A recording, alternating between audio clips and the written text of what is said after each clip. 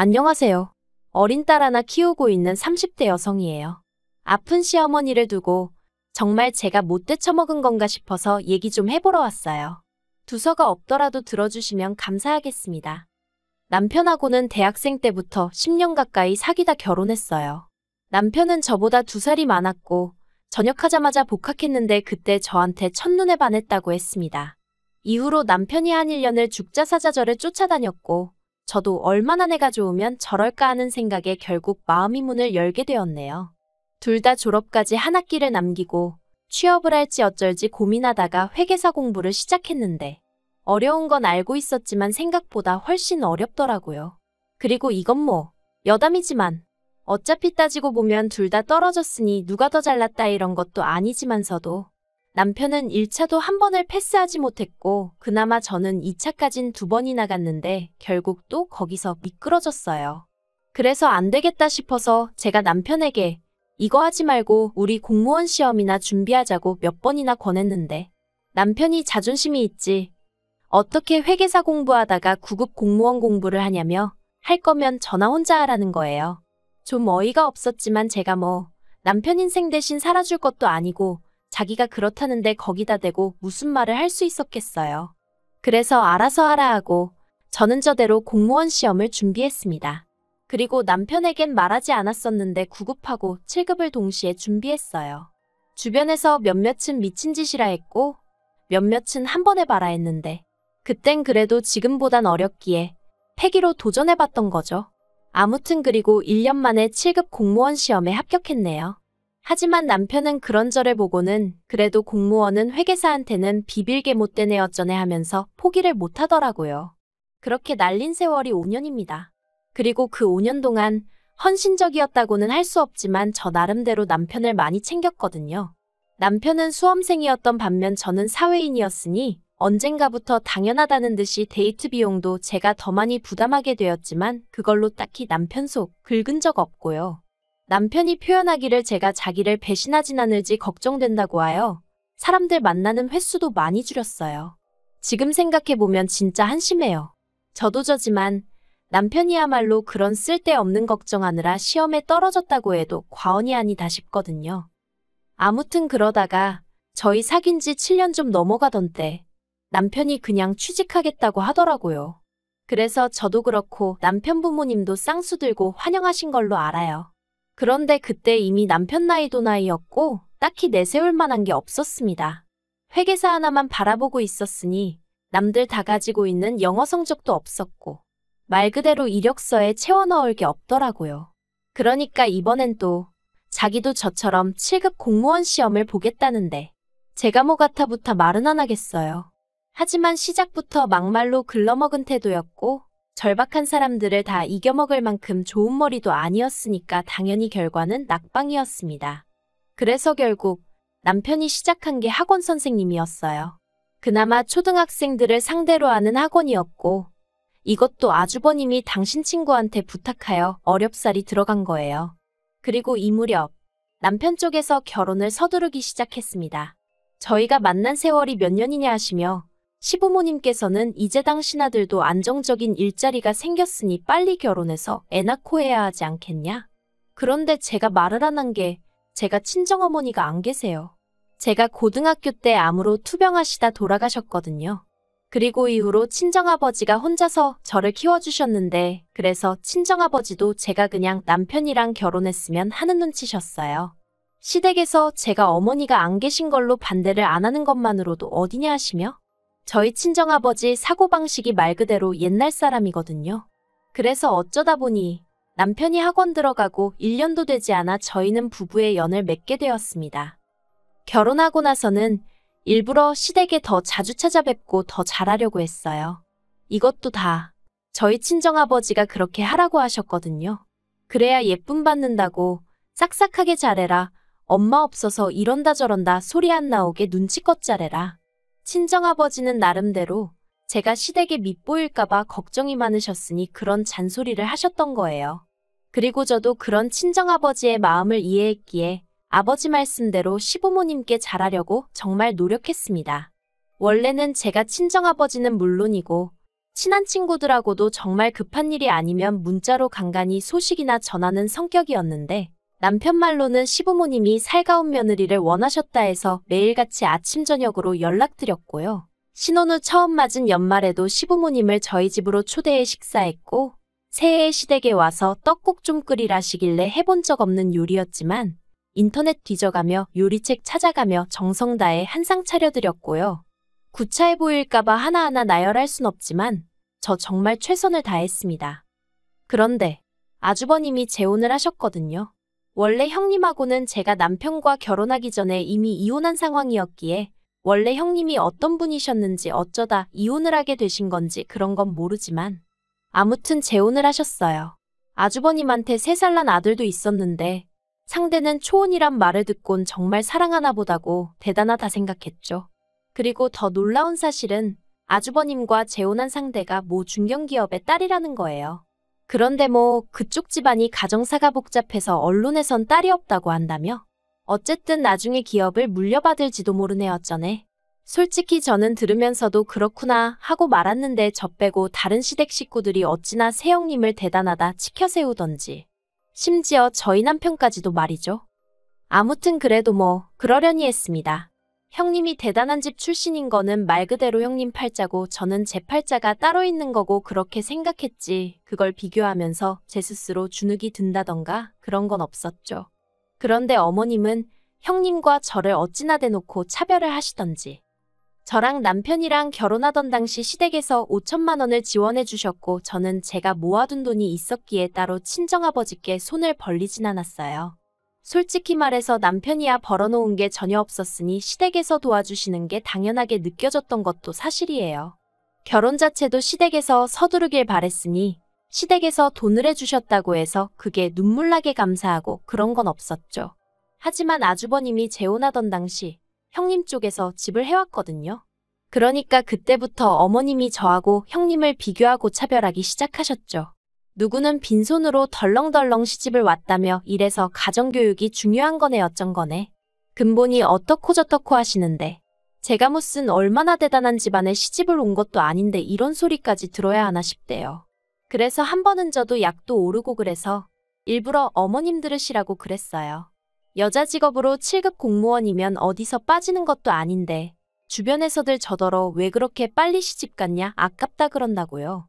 그랬더니 어머님이 뭘 하셨던 줄 아세요? 그거야 하자 없는 사람들 이야기고 그러시는 겁니다. 그러니까 그동안 저희 어머님은 친정어머니가 안 계신 게 제 하자라고 생각하셨던 모양이 돼요. 그리고 그때 진짜 정이 떨어진다는 게 이런 거구나 싶었습니다. 그래도 제 딴에는 아무리 못난 남편이어도 남편 낳아주시고 키워주신 분이니까 잘해드리려고 했는데 그냥 더는 아무것도 하기 싫어졌어요. 그래서 이후로는 제가 먼저 거리를 두기 시작했는데 더 속상했던 건 뭔 줄 아세요? 제가 거리를 두던 말던 어머님은 관심도 없으셨다는 거예요.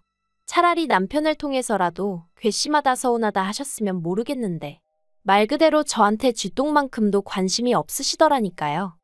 그러다 결혼한 지 3년째 되던 해 제가 딸아이를 낳았는데 그때도 병원에 오셔서는 제 얼굴을 쳐다보지도 않으셨어요. 오히려 세상에 나온 지 얼마 되지도 않는 그 조그마한 아이한테 머리가 크다느니 콧대가 주저앉았다느니 서운한 말씀만 잔뜩 해대셨죠. 그리고 이후로도 저희 딸을 예뻐하신 적이 없어요. 안아주신 적도 거의 없어서 지금도 저희 딸은 어머님을 보고도 멀뚱멀뚱 낯을 가려요. 친정어머니가 안 계시다 보니 외할머니 정을 느낄 수가 없잖아요. 그래서 친할머니 정이라도 알게 해주고 싶었는데 어머님이 먼저 선 딱 긋고 벽치고 계시니 야속하지만 어쩔 수가 없었습니다. 솔직히 저를 안 이뻐하시고 새형님에 비해 저를 깔보시는 거 얼마든지 그러려니 할 수 있었어요. 그런데 저희 딸한테까지 그러시는 게 하루하루가 지날수록 더욱더 원망스럽고 야속하고 그래서 어머님이 어떻게 생각하시건 간에 저는 제 안에서 마음을 접었어요. 어머님에게 일말의 기대도 남기지 않았고 어떤 미련도 갖지 않기로 했죠. 남편에게도 대놓고 말했습니다. 당신도 보다시피 어머님한테는 형님이나 며느리진 않은 남보다도 못하다. 당신 손녀도 나 몰라라 하시지 않냐? 그러니 더는 나한테 며느리 돌이니 뭐니 기대하지 마라. 그런데 웃긴 건 남편이 기껏 한다는 소리가 저더러 며느리 도리를 했으면 얼마나 했다고 그렇게 말을 하렵니다. 형수야 툭하면 어머님 모시고 나가서 좋은 거 먹여드리고 비싼 거 입혀드리고 그러지만 저는 거기에 비하면 뭘 얼마나 했다고 그렇게 삐졌냐고요. 다른 사람이 뭐라고 한 것보다 남편이 그런 식으로 이야기를 하니까 정말 속상하대요. 하지만 속상하다 말한다고 알아줄 것 같지도 않아서 저도 남편더러 맞다고 그랬습니다. 형님만큼 해드릴 능력이 안 돼서 해드린 거 없고 앞으로도 못 해드리니 그런 줄 알라고 했죠. 그런데 저희 애가 돌되던 집안이 발칵 뒤집어지는 일이 있었습니다. 형님이 애를 가졌는데 그게 화근이었어요. 알고 보니 아주버님은 이미 정관수술을 받은 상황이었는데 형님한테는 그 이야기를 안 하고 결혼을 했던 거죠. 그런데 형님은 임신을 했고 그러니까 아주버님은 형님의 바람을 의심했고 형님은 수술이 잘못된 걸 수도 있다면서도 어떻게 정관수술까지 해놓고 초혼인 나를 속였냐며 사기 결혼이네 어쩌네. 그냥 한마디로 엉망진창이 따로 없었습니다. 그리고 형님 입장에선 아주버님이 계속 찝찝하다 어쩌다 하니까 자기는 결백하다며 오히려 아주버님을 사기 결혼으로 고소한다 하고 그런데 결국 임신한 지 7개월째 되던 때 형님이 유산을 했어요. 그러니까 이제 누가 잘못한 건지 잘잘못을 가리기가 아주 어려워졌었죠. 그러면서 결국 형님이 먼저 이혼하자고 나온 모양입니다. 아주버님 애를 자기 자식처럼 키울 생각이었지만 그래도 자기 배 아파 낳은 자식도 꼭 하나 가지고 싶었고 그 이야기를 결혼 전에 아주버님한테 몇 번이나 했었다면서 그런데도 정관수술 이야기는 입도 뻥끗 안 했다고. 아주 음흉하고 더러운 인간이라면서. 그리고 원래 결혼기간이 짧으면 위자료를 거의 못 받는다고 들었는데 비싼 변호사를 썼는지 결국 아주버님이 위자료도 2천만 원인가 내줬습니다. 그리고 어머님한테 그간 선물한 보석이며 밍크며 명품백들까지 한 개도 안 남겨놓고 싹 다 뺏어갔죠. 저는 형님한테는 달리 미운 마음은 없었기도 하지만 어머님이 그렇게 비교할 때도 부럽다는 생각은 든 적이 없었는데 그땐 부럽더라니까요. 그런데 더 어이가 없었던 건 안 좋은 일은 연달아 온다더니 시댁이 딱 그랬습니다. 아주버님과 형님이 이혼하고 1년 좀 지났을 때였어요. 어머님이 위안 판정을 받으셨습니다. 어머님은 아주버님 일로 당신이 하도 스트레스를 받아 이렇게 된 거라며 죽기 싫다 이렇게는 못 죽는다 소리를 낮이고 밤이고 대중 없이 남편에게 전화해 하소연을 하시더라고요. 물론 저한테는 안 하셨습니다. 어차피 제가 어머님 전화를 받지도 않았고 어쩌다 받은들 로보트 마냥 네 아니오만 해댔거든요. 그런데 어머님이 안 판정받고 3달쯤 넘어선가? 아버님이 아주버님과 저희 부부한테 얘기 좀 하자며 자리를 만드셨습니다. 그리고는 하시는 말씀이 당신 혼자 어머님 챙기려니까 힘들어 죽겠다면서 누가 됐든 어머님 좀 모시고 가라. 아니면 둘이서 일주일씩이든 한 달씩이든 돌아가며 모시라셨습니다. 그러자 아주버님이 아주 아버님 말씀이 끝나기가 무섭게 난색을 표했어요. 위자료 빼주고 어쩌고 하면서 방 한 칸에 반지하로 이사했는데 거기서 어떻게 어머님을 모시냐며 오히려 어머님 건강에 해롭네 어쩌네. 자기가 모시기 싫다 소리를 나불나불 길게도 하더라고요. 그러면서 아주버님이 저희더러 거긴 방도 2개고 그러니까 당분간 저희 애랑 어머님이랑 한 방 쓰게 하면 되지 않냐입니다. 어이가 없어서 제가 그거를 아주버님 마음대로 정하시냐 했어요. 저희 딸, 어머님한테 아직도 낯가리고 불편해한다고 어머님도 저희 딸 안 예뻐하시는 거 아시지 않냐고. 그런데 어떻게 한 방을 쓰게 하겠냐고 제가 싫어서 안 된다고 했죠. 그러자 아버님은 아무리 그래도 시어머니가 아픈데 그거 좀 불편한 건 감수해야 하지 않겠냐입니다.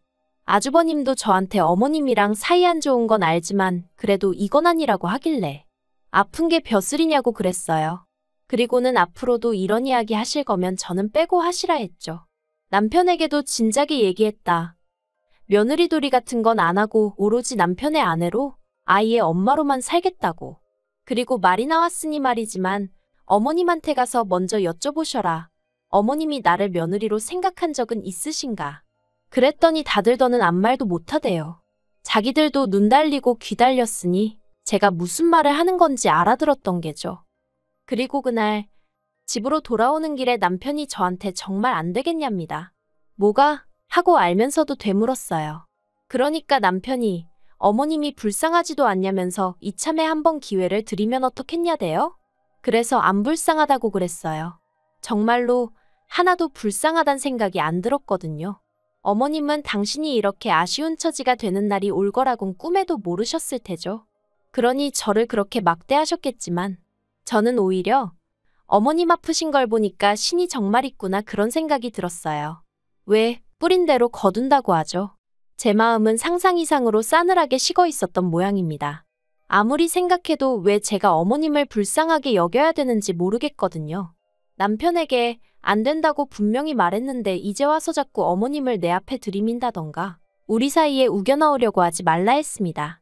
그랬다간 당신도 내 눈 밖으로 치워버릴 거라고 당신 없이 우리 애 키우는 거 나 하나도 두렵지 않다고 했죠. 그랬더니 남편도 알겠다면서 더는 말을 안 하네요. 똑같은 사람은 되지 말아야지. 원수를 사랑하라지 그런 말도 나름대로 되새겨봤는데 결국 제 속만 썩어문드러지는 것 같아서 그것도 그냥 때려치렵니다. 어머님이 어떻게 되시든 솔직히 관심 없어요.